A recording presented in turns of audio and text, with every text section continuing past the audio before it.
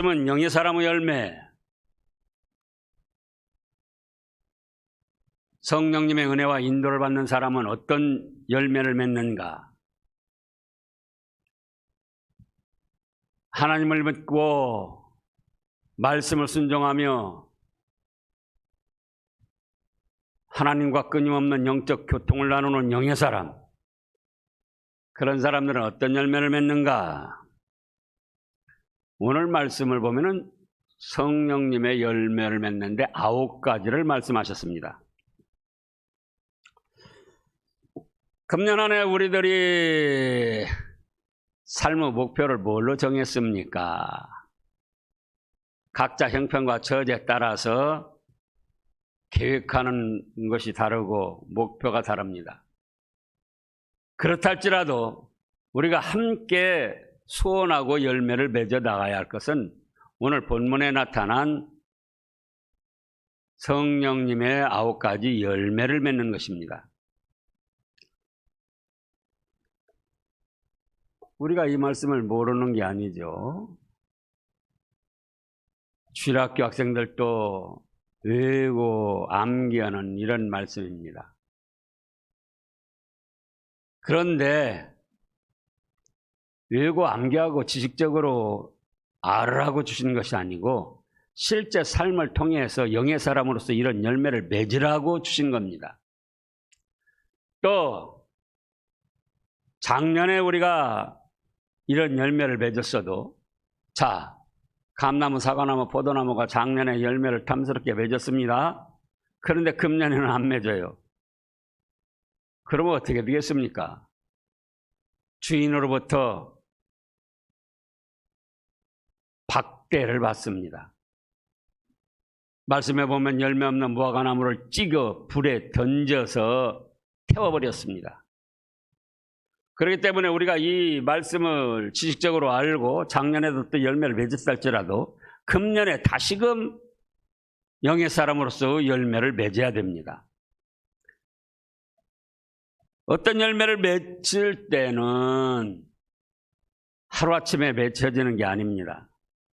한 달 새로 맺혀지는 게 아닙니다. 적어도 10개월 전부터, 즉 1년에 한 번 열매를 맺는데 열매를 거두고 나서 바로 그 다음부터 선한 농부는 다음 열매를 맺기 위하여 관리하고 보살피고 거름도 주고 또 잘못 나간 그런 가지들을 쳐주기도 하고, 그래서 10개월 전부터 준비를 하는 거예요. 그래서 우리 영의 열매도 마찬가지입니다. 금년 연말에 가서 좋은 열매들을 맺혀서 우리 주님께 바쳐 드리려면은 지금부터 준비를 해서 잘 가다듬고 믿음을 지켜야 영의 사람으로서 열매를 맺을 수 있는 겁니다. 그렇다고 할 때 그 영의 열매는 무엇인가? 첫째로 뭐라 했습니까? 사랑이라 했습니다. 사랑. 우리가 가장 쉽게 말하고 쉽게 알고 있는 것이 사랑입니다. 그런데 진정한 사랑에 대해서는 알지를 못하고 있어요. 또 사랑한다고 말을 하면서도 진정한 사랑은 하기를 더디하고 있습니다. 사랑이 얼마나 중요한가? 고린도전서 13장 1절에서 3절까지 보면은 천사의 말보다 방언을 하는 것보다 사랑이 좋다고 했습니다. 사랑이 없으면 천사의 말을 하고 사람들이 사모하는 방언을 한다 할지라도 소리나는 구리와 울리는 꽹과리가 된다. 그 다음 말씀에는 더 위대한 말씀을 하셨는데, 자, 예언하는 능력이 있어. 모든 비밀과 지식을 안다. 성경의 모든 비밀과 지식, 영적 깨달음이 있다, 그 말씀입니다. 그리고 거기다가 산을 옮길 만한 믿음까지 있다고 그랬어요. 얼마나 대단한 겁니까? 성경의 모든 지식, 신앙의 비밀을 알고 또 산을 옮길 만한 믿음까지 있다는 거예요. 그래도 사랑이 없으면 아무것도 아니라고 하셨습니다. 또 내게 있는 모든 재산으로 구제하고 마지막에는 내 몸을 불사르게 내어준다 할지라도 사랑이 없으면 아무 유익이 없다고 하셨어요. 사랑이 그만큼 중요하고 위대한 겁니다. 그래서 이제 그 다음에 보면 사랑에 대해서 쭉 말씀하셨는데 오늘은 그 말씀이 아니고 그럼 사랑의 핵심은 뭐냐 겁니다. 사랑합니다. 사랑받았습니다. 사랑하자. 너무 쉽게 말하는데 그 진정한 사랑이라는 것은 1번으로 보면은 악을 행하지 않는 겁니다. 사랑이 뭐라고요? 허상도 아니고 추상적인 것도 아니고 사랑이라는 것은 하나님 앞에서도 악을 행하지 아니하고 자 우리가 하나님 사랑 이웃 사랑 그랬잖아요.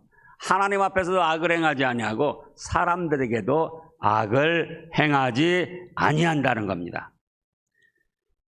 말씀을 찾아보겠습니다. 로마서 13장 10절입니다. 갈라디아서 전전에 있습니다. 갈라디아서 전에 고린도 전후서 그 다음에 로마서가 있는데요. 로마서 13장 10절 말씀을 다 같이 살펴보겠습니다.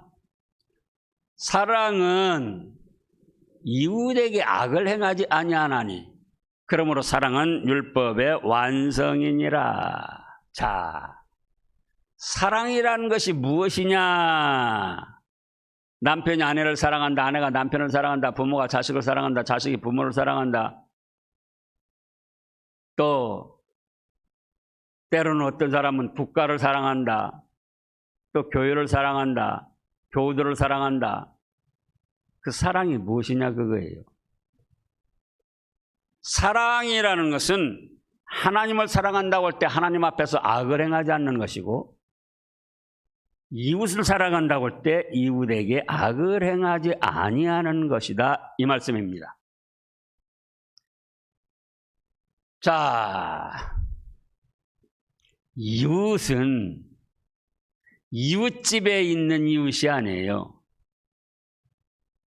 자기 자신 외에는 아내도 이웃이고 남편도 이웃이고 부모도 이웃이고 자식도 이웃이고 또 이웃에 있는 사람도 이웃이고 자기 외에는 다 무엇입니까? 이웃입니다. 그럼 아내가 남편을 사랑한다. 그러면 어떤 뜻인가? 남편에게 악한 마음, 악한 말, 악한 행동, 악을 행하지 아니한다는 거예요. 남편이 아내를 사랑한다, 가정을 사랑한다. 그래야죠, 당연히.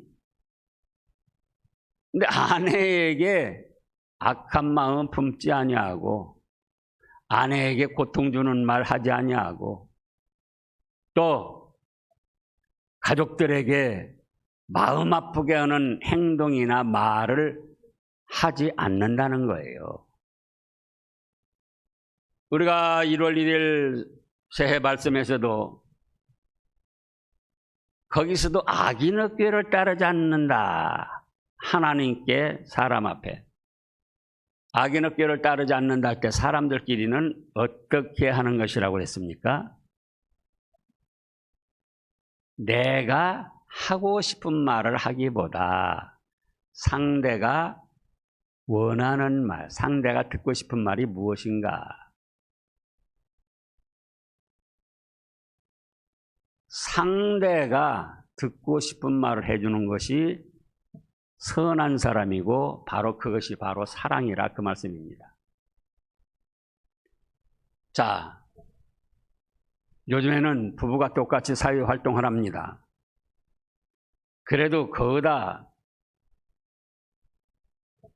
부엌 일은 아내들이 하게 되죠. 같이 직장에 다녀왔는데 아내가 피곤한 기색이 보입니다. 그럼 남편은 자기 하고 싶은 말은 뭐냐? 빨리 밥 해줘.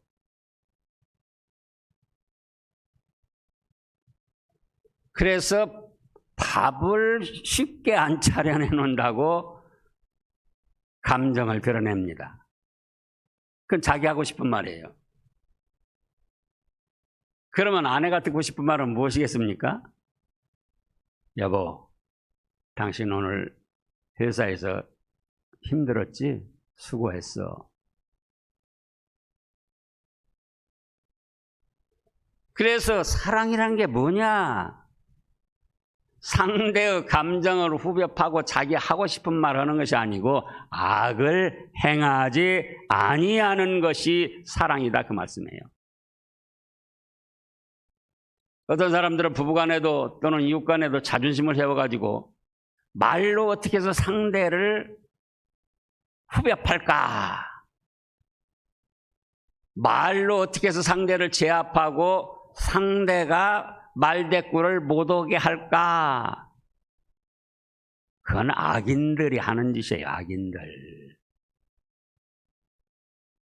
그러면서 상대가 말을 못하고 꼼짝 못하고 있으면은 그걸 또 자기가 이긴 것처럼, 승리한 것처럼 자아도취에 빠져가지고, 그건 누가 하는 거라고요? 악인들이 하는 것이다. 사랑이란 무엇입니까? 무엇입니까? 이웃에게 악을 행하지 않는 것이다.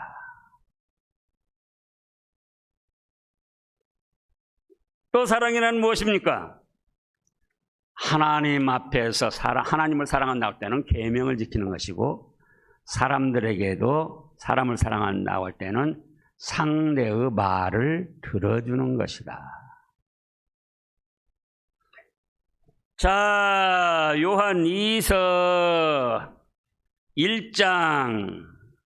요한 2서는 1장밖에 없는데요. 요한계시록 전전에 있습니다. 1장 4절에서 6절 말씀입니다. 진정한 사랑이란 무엇인가?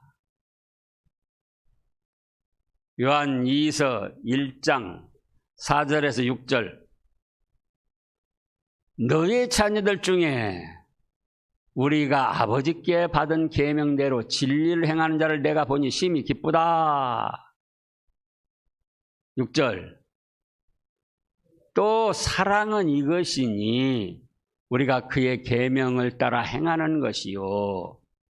계명은 이것이니 너희가 처음부터 들은 바와 같이 그 가운데서 행하라 하심이라. 사랑이 무엇이라고요? 또 5절 말씀 보세요. 부녀여, 내가 이제 너한테 구하는데 서로 사랑하자. 이는 새 계명같이 네게 쓰는 것이 아니요 처음부터 우리가 가진 것이라. 그래서 계명은 하나님 앞에서도 하나님을 사랑하는 것은 계명을 지키는 것이고, 사람들끼리도 서로 사랑하는 것은 말을 들어주는 거다. 상대의 말을.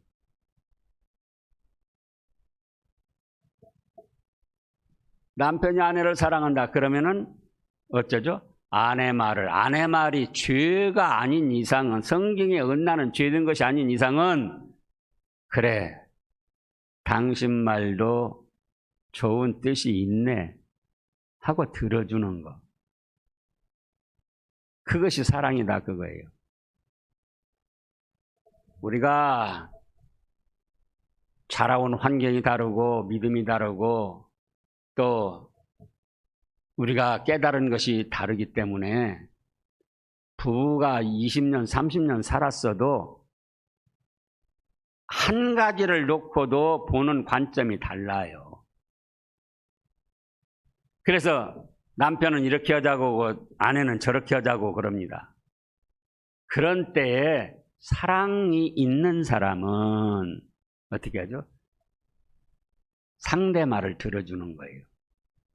사랑이 없는 사람은, 사랑하지 않는 사람은 자기 고집을 내어서 부득불 자기를 따라오라고 합니다. 그건 사랑이 없는 사람이, 아무리 말로는 여보 내가 당신 사랑해도 실제로는 진정한 사랑을 하지 않는 사람이에요. 사랑을 한다고 할 때는 어떻게 한다고요? 상대의 말을 들어준다. 부모가 자녀 사랑하니까 자녀 말을 들어주는 거예요. 근데 문제는 자녀들이 부모 말을 안 들어주니까 그것이 문제가 되죠. 그 다음에 또 사랑은 뭔가? 베드로전서 4장 7절 8절입니다. 베드로전서, 히브리서, 야고보 다음에 베드로전서 4장 7절 8절. 사랑 하는데 진정한 사랑이 무엇이냐 그거예요. 만물의 마지막에 가까웠으니 그러므로 너희는 정신을 차리고 근신하여 기도하라. 기도하는 사람은 어떻게 하는가? 무엇보다도 사랑을 하게 됩니다. 지금 이미 서두에 말씀했습니다. 천사가 말을 하고 방언을 할지라도 사랑이 없으면 아무것도 아니요. 모든 비밀과 지식을 알고 사는 옹기만한 믿음이 있어도 사랑이 없으면 아무것도 아니다. 그런데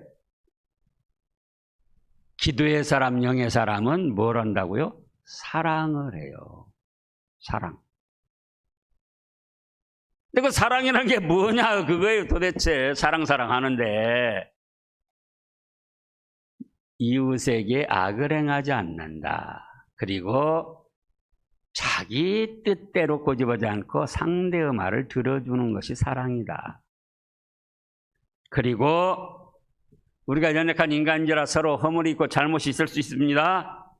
지금 베드로 전서 4장 다시 7절 8절 해보시라고요. 만물의 마지막에 가까웠으니 그러므로 너희는 정신을 차리고 근신하여 기도하라. 그런데 기도의 사람은 어떻게 하는가? 무엇보다도 뜨겁게 서로 사랑하게 되는 거예요. 어느 정도까지? 상대의 죄를 덮어줄 수 있을 때까지.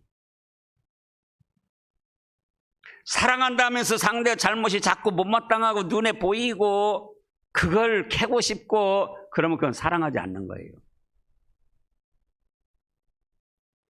여러분들이 지금까지 생활하면서 사랑하는 사람일 때는 그가 조금 잘못하고 못마땅한 것이 있어도 그것까지도 좋게 보여요.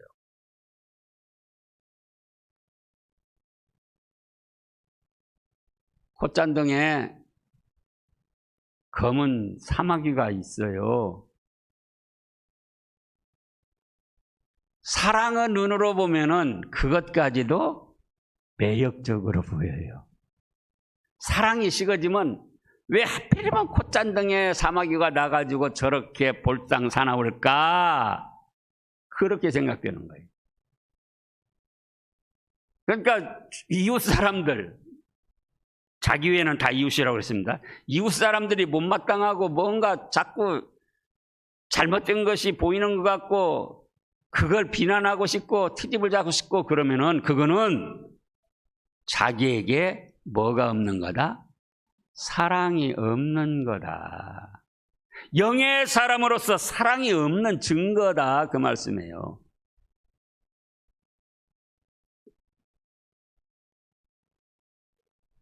그런가 하면 성령님의 열매, 영의 사람의 열매는 두 번째는 뭡니까? 희락입니다. 기쁨. 가정생활에서 기쁨이 없다면 가정을 사랑하지 않기 때문에 그래요. 교회 생활에서 기쁨이 없으면, 신앙생활에서 기쁨이 없으면 하나님을 사랑하지 않고 교회의 교우들을 사랑하지 않기 때문에 캄캄하고 답답하고 그런 겁니다. 여러분들이 실제로 지금까지 살아오면서 사랑을 했잖아요. 사랑을 하면 기뻐지는 거예요.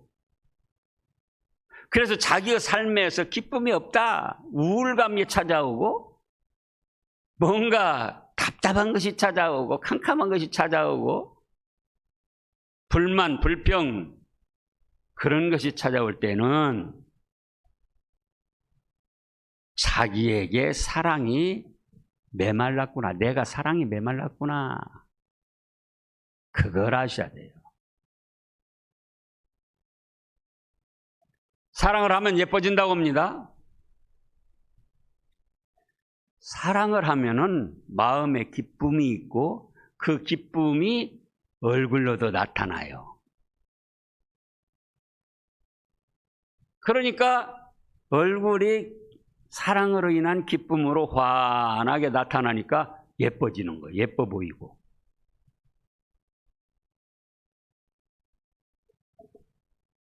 그래서 또 뭐라고 하셨습니까?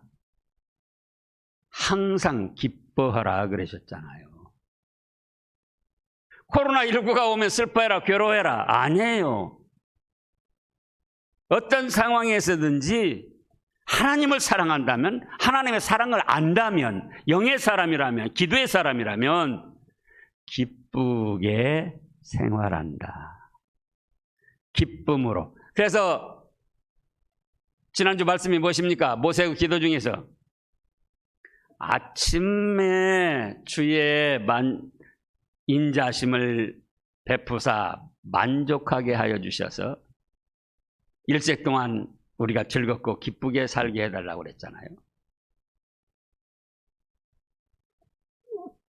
그래서 영의 사람이 맺는 두 번째 열매는 뭐예요? 기쁨이에요, 희락. 그 다음에 세 번째는 뭡니까? 화평입니다. 화평. 평화. 영의 역사, 성령님의 역사는 진리의 말씀 가운데로 인도를 하십니다. 요한복음 15장 또 16장 13절에 그렇게 말씀을 하셨죠. 보혜사 성령님이 오시는데 진리 가운데로 인도하시고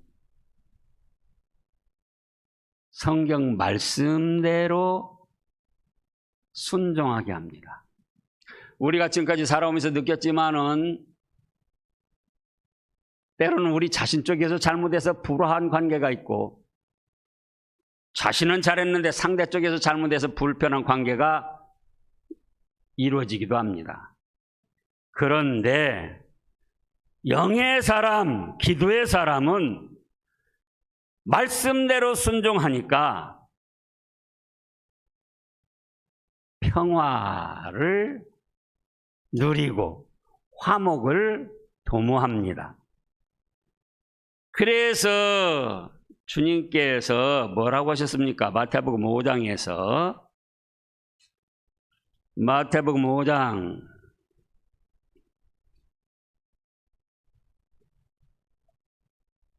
22절, 24절을 보면은요. 21절부터 옛사람에게 말한 바 살인하지 말라 누구든지 살인하면 심판을 받게 되리라 하였다는 것을 너희가 들었으나 나는 너희에게 이르노니 형제에게 노하는 자마다 심판을 받게 되고 형제를 대하여 라가라 하는 자는 공회에 잡혀가게 되고 미련한 놈이라 하는 자는 지옥불에 들어가게 되리라. 뭐 훨훨 타는 죽으면 가는 지옥불이 아니고요. 살아서 생활할 때에 지옥불같이 편치 못한 생활을 한다 그거예요. 23절에 뭐라고 하셨습니까? 다 같이요. 그러므로 예물을 제단에 드리려다가 거기서 형제에게 원망들을 만한 일이 있는 것이 생각나거든 예물을 제단 앞에 두고 먼저 가서 형제와 화목하고 그 후에 와서 예물을 드려라. 그래서 영의 사람, 기도의 사람은 성령님의 인도대로 말씀을 붙들고 순종하면서 살아갑니다. 그러니까 때로는 연약한 인생들이 자기가 잘못해서 불편한 관계가 될 수도 있고 또 상대가 잘못해서 불화한 관계가 될 수 있어도 내가 누구인가? 주님께서 뭐라고 말씀하셨나?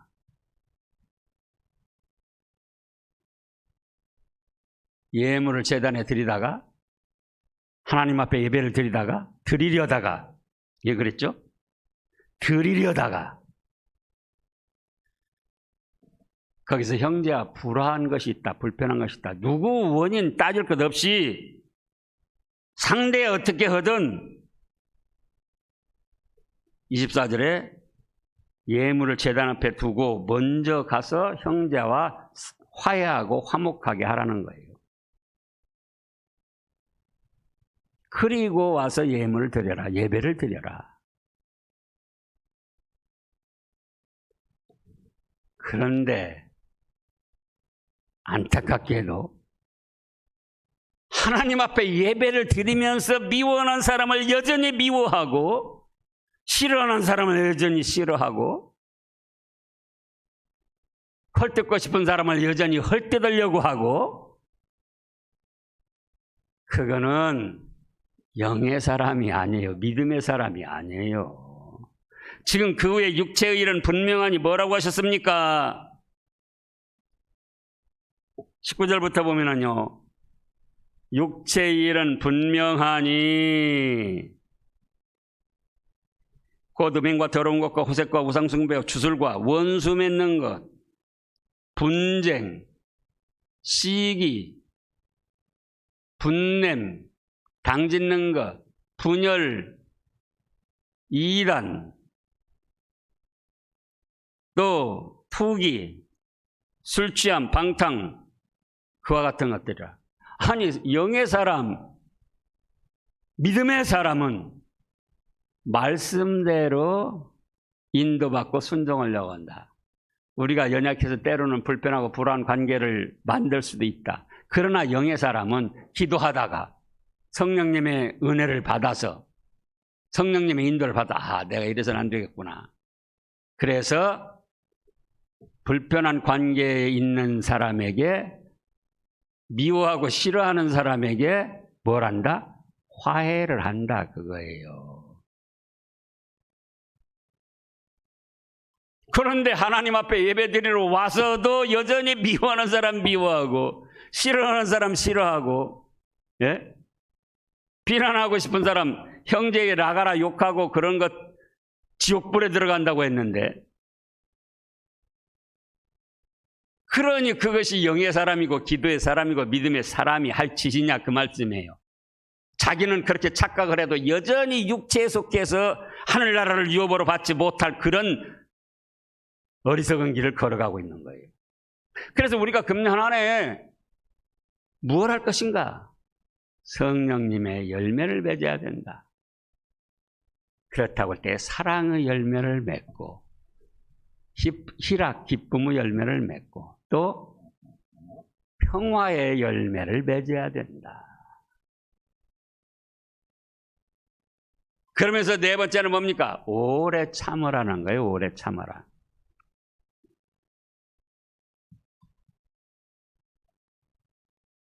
좋은 일은 누구나 잘 감당을 합니다.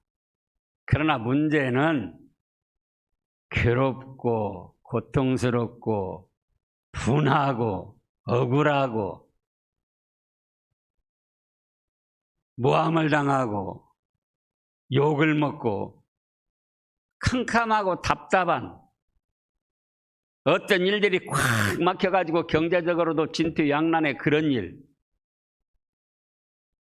그때 어떻게 할 것인가, 그 말씀이에요. 그때 성령님의 인도를 받는 사람, 은혜를 받은 사람,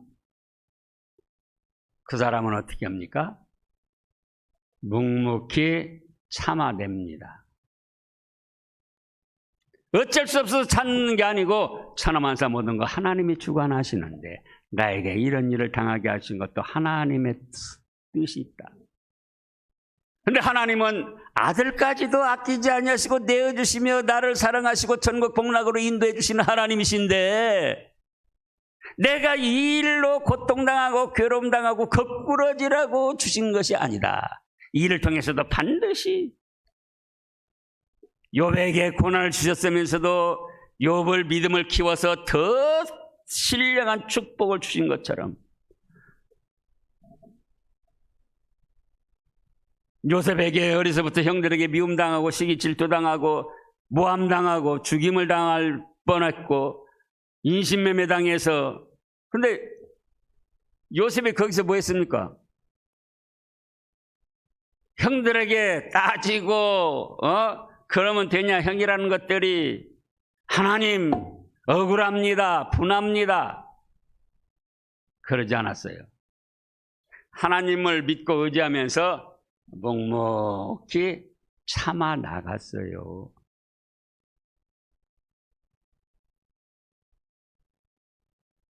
지식이 아니고 우리 현실 생활에서 그런 걸 본을 받아야지 돼요.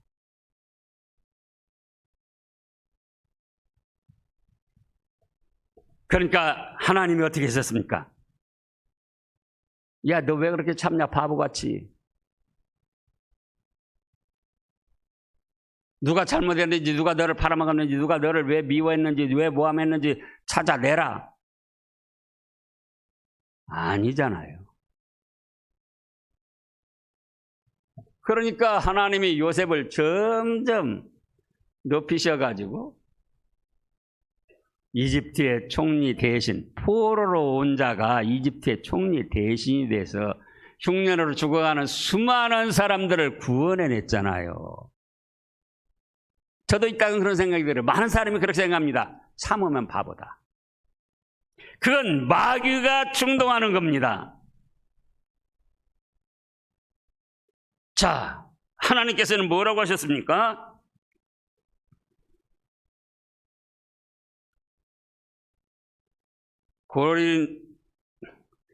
고린도전서 13장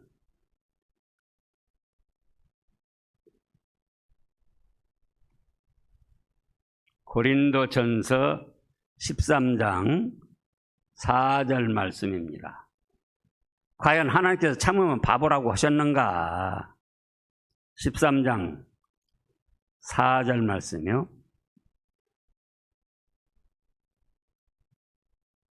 사랑한다는 걸 때는 어째요? 오래 참는 것이다. 그렇게 말씀하시고, 이제 야고보서 1장 12절입니다. 야고보서 1장, 히브리서 다음에 야고보서 1장이 있어요. 12절. 시험이 온다. 뭐 어떻게 하라고 하셨습니까? 참는 자는 복이 있나니 이는 시련을 견디어낸 자가 주께서 자기를 사랑하는 자들에게 약속하신 생명의 면류관을 얻을 것이기 때문이다. 참는 자가 바보다고요? 참는 자가 바보입니까?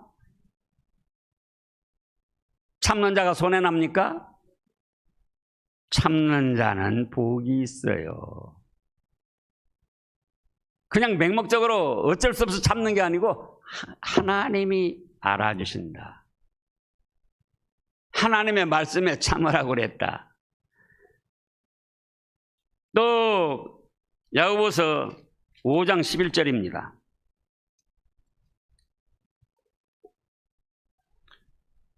야고보서 5장 11절. 보라, 인내하는 자를 우리가 바보 천치라고 하나니 아니고 인내하는 자를 우리가 복되다 하나니. 너희가 욥의 인내를 들었고 주께서 주신 결말을 보았거니와 주는 가장 자비하시고 긍휼히 여기시는 분이시다. 시험을 참는 자가 복이 있고, 욥이 얼마나 무지막지한 고난을 당했습니까? 7아들 3딸이 하룻날에 다 죽고 자기의 지금으로 말하면 수천억 조대가 되는 그런 재산을 다 날리고 자기는 머리끝에서 발바닥까지 성한 곳이 없이 병이 들었는데 주신 이도 하나님이시요 취하신 이도 하나님이시니 하나님은 찬송을 받으실지어다. 내가 하나님께 복을 받았으니 하나님께서 거둬가셔서 고통을 당하는 것도 당연한 거 아닌가? 그러면서 참아냈어요. 친구들이 와서 온갖 비난을 해야만 욥의 죄를 막 덮어 씌웁니다. 그런데도 참아냈어요. 그래서 욥으로부터 그 1500년 지난 야고보서에서 신약에 와서 말씀하시기를 뭐라고 하셨어요? 보라, 인내하는 자를 우리가 복되다 하거니와. 너희가 욥의 인내를 들었고 주께서 주신 결말을 보았지. 욥에게 가장 자비하시고 은혜로운 하늘의 신령한 축복을 내려주시지 아니했는가? 근데 수많은 사람들이 참으면 바보라는 거예요. 참으면 바보. 그래서 자기 감정 내키는 대로 말하고 행동하고 폭발을 합니다. 나 그건 육체의 사람, 영의 인도를 받지 않는 하늘나라를 유업으로 받지 못할 육체의 사람이 하는 짓이에요. 우리가 어떤 일들을 어려움을 당해서 그걸 해결하고자 할 때 길이 캄캄하고 어떻게 할 수가 없습니다. 그런데 그것이 지금 믿음이 아니에요. 자기가 어떻게 해서 해결할 수 있는 문제들이 별로 없어요. 자기가 어떻게 해서 해결할 수 있는 문제도 있지만은 자기가 어떻게 해서 해결할 수 있는 문제가 그렇게 많지 않다고요. 자기가 어떻게 해도 해결하지 못할 문제가 많아요. 그때 어떻게 하려고 하지 말고 주님을 믿고 의지하며 주님의 선한 뜻을 도심을 구하며 참아내는 거예요. 한두 번 참아보지 않은 사람이 누가 있습니까? 근데 여기 뭐라고 그랬습니까? 오래 참고. 우리가 그 말씀도 너무나 분명히 아는데 이스라엘 백성들이 출애굽해가지고 홍해바다가 가로막혔습니다. 배 한 척 없습니다. 애국 군병들을 뒤에서 쫓아옵니다. 그때 이스라엘 백성들이 뭐라고 합니까? 출애굽기 14장에서 애굽에 매장지가 없어서 우리를 이 광야로 인도해서 우리를 여기서 죽게 하려고 그랬느냐? 원망, 불평, 비난. 그때 모세는 뭐라고 합니까? 하나님께서 구원하실 거니까 너희는 잠잠히 기다려봐라. 그래가지고 바로 하룻날 사이에 홍해바다를 가르고 이스라엘 백성들은 한 사람도 상하지 않고 건너게 하시고 애국 군병들은 거기 다 수장당하게 하셨어요. 한 달 지나서가 아니고 하룻날 사이에. 그럼 이스라엘 백성들은 그 하룻날을 참지 못해가지고 원망 불평을 하고 비난을 한 거예요.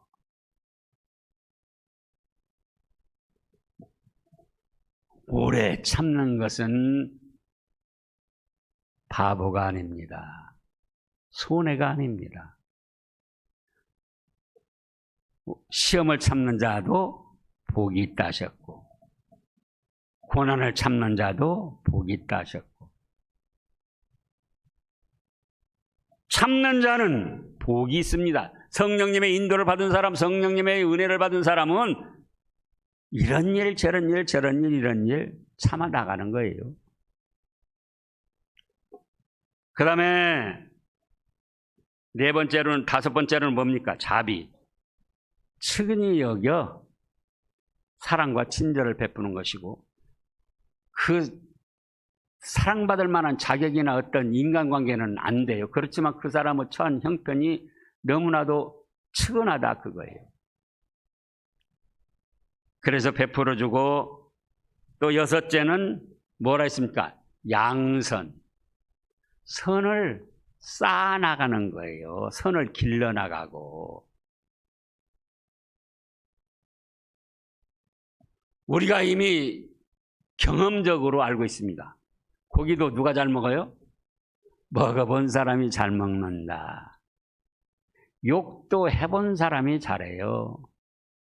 버릇이 습관이 그렇게 잘못 들으면은 걸핏하면 욕하고 걸핏하면 반말하고.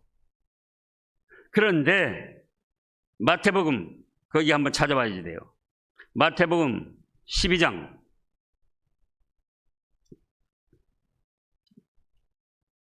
34절에 뭐라고 그랬습니까? 34절부터 보면은 예수님께서 독사의 자식들아 너희는 악하니 어떻게 선한 말을 할 수 있느냐? 이는 마음에 가득한 것을 입으로 말함이라. 35절입니다. 선한 사람은 그 쌓은 선에서 선한 것을 내고 악한 사람은 그 쌓은 악에서 악한 것을 내느니라. 양선이란 건 선을 쌓아나가는 거예요. 선을 길러나가는 거예요. 하나님의 말씀대로 순종해서 선하고 좋은 것을 자꾸 쌓아나가는 겁니다. 성령님의 사람은 그래요. 육체에 속한 사람은 자꾸 안 좋은 일을 꾸밉니다. 안 좋은 말, 안 좋은 행동. 그러나 성령님의 사람은 어떻게 하면 하나님의 말씀대로 선하고 좋게 할까? 성경 말씀, 하나님의 말씀을 묵상하면서 그 말씀으로 자기 자신을 가다듬으면서 그 말씀대로 선을 자꾸 쌓아나가는 거예요. 그 다음에 일곱째는 충성입니다. 맡은 자에게 구할 것 충성이라. 죄가 아닌 이상은 아내로서, 남편으로서, 자녀로서, 교회의 성도들로서, 직분자로서 충성해야지 됩니다. 또 직장인으로서. 여덟째는 온유입니다. 온유는 따스하고 부드러운 것입니다. 하나님의 말씀에 예하고 따스하고 부드럽게 순종하는 것이고, 사람들에게도 자기 뜻을 주장하지 아니하고 고집하지 아니하고 상대의 뜻을 존중해서 받아주는 것이 그것이 온유예요. 그 다음에 9번째는 뭡니까? 절제입니다. 절제. 죄악된 것이나 잘못된 습관은 칼로 무를 쫙 갈라서 양쪽으로 나누듯 절제, 베어내버리라는 거예요. 혹시 잘못된 습관에 다시 빠진다 할지라도 또 뭐 내가 이거 이겨낼 수 없어, 그런 어쩔 수 없어가 아니고, 혹시 잘못된 습관에 다시 빠진다 할지라도 잘못된 것을 깨달았을 때, 하나님이 무엇을 기뻐하시는가 깨달았을 때 즉시로 회개하고 잘못된 습관을 끊어버리고 말씀대로 바로 살고자 하는 겁니다. 그것이 영의 사람이에요. 그렇게 하면 하나님께서 기뻐하셔가지고 은혜를 주셔서 마침내는 그 잘못된 습관, 죄악된 거 끊어버리고 거룩한 하나님의 자녀가 되게 은혜를 베풀어 주십니다. 여러분들이 금년 안에 또 다른 때도 마찬가지예요. 뭘 기도하고 뭘 소원하고 뭘 계획했느냐 그거예요. 영의 사람으로 영의 열매를 맺게 해주소서. 사랑의 사람이 되어서 우리 가족들에게, 이웃들에게 악을 행치 하냐고 말을 잘 들어주고 상대의 허물을 감쌀 수 있을 정도까지 저가 사랑하는 사람이 되게 해주시옵소서. 그런 소원 아뢰어 봤습니까? 이제 새해 벽두입니다. 이제라도 듣지 않았어요. 육신적인 다른 소원이 있어도 또 지난주 말씀이 뭐가 있습니까? 그의 나라와 의를 구하라. 바로 영의 사람이 되는 거예요. 영의 사람. 그러면 그 위에 필요한 것은 구하지 아니해도 하나님이 다 주신다고 하셨습니다. 그런 여러분들 되시기를 축원합니다. 기도하겠습니다. 하나님 아버지, 저희가 육신의 필요에 따라서 하나님 앞에 소원을 아뢰고 계획도 하고 뜻을 이루고자 했지만 과연 성령님이 9가지 열매를 맺는 영의 사람이 되게 해주시옵소서 하고 주님 앞에 소원을 아뢰든지 계획하든지 목표로 세웠습니까? 저희가 2022년 새해 벽두에 저희 자신의 소원과 목표를 바로 세워서 영의 열매를 맺는 하나님의 사람들이 되게 하여 주시옵소서. 그리하여 하나님께서 기뻐 받아주시고 구하지 아니한 모든 것까지 영육간에 채워주시고 공급해주시고 축복해주시는 은혜를 2022년도 저희가 받아 누리게 하여 주시옵소서. 감사드리오며 예수님의 이름으로 기도하옵나이다. 아멘.